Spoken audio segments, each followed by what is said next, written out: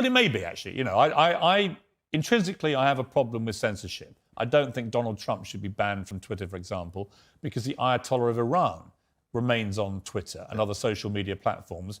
And whatever I think of you, you're not the Ayatollah of Iran, right? So to me, there's got to be perspective here. And I don't understand the inconsistency by what companies like Twitter, how they treat the leader of Iran and someone like you. It seems to me they're much more draconian on people like you than they are with people who perhaps should not be allowed platforms.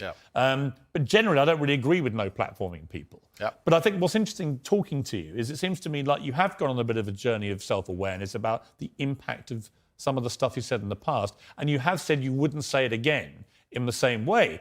Now, you may not want to express regret for that, but it shows me that at the very least, you have evolved to somebody who recognises that these can be quite damaging in the way that you said them. Completely. As a professional and as an adult, it would be stupid for me to sit here and say that now that I'm the most famous man on the planet, my words do not have more impact than they did before.